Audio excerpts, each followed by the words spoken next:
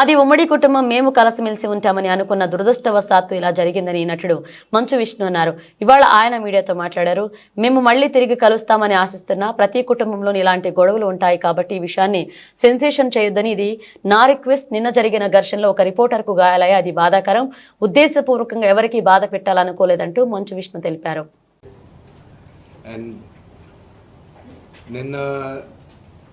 నిన్న జరిగిన సంగతి, ఒక టీవీ రిపోర్టర్ ఆయనకి గాయాలు తగలడం, ఇట్ ఈస్ రియలీ అన్ఫార్చునేట్.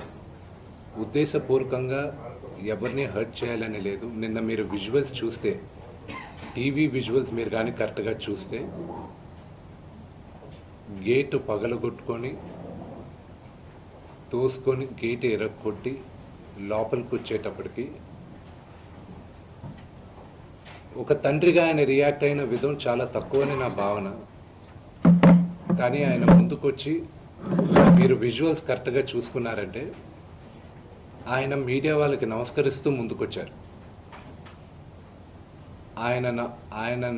ఆయన చేతులు జోడించి నమస్కరిస్తూ ముందుకు వస్తే, ఎవరో ఒకరు ముందుకొచ్చారు, ఏదో మొహం మీద పెట్టారు, ఆ హీట్ ఆఫ్ ద మూమెంట్లో జరిగిందే కానీ ఉద్దేశపూర్వకంగా ఒక వ్యక్తిని కొట్టాలని కానీ, ఒక వ్యక్తి పైన ఆగ్రహం చూపించాలని కానీ వ్యక్తిగతంగా లేదు.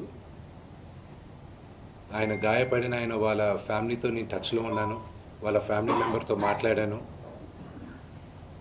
వాళ్ళకి చెప్పాల్సింది మేము చెప్పాం. We're in touch with them and it is a really unfortunate incident. I wish this did not happen. ఇది జరుగుండకూడదు.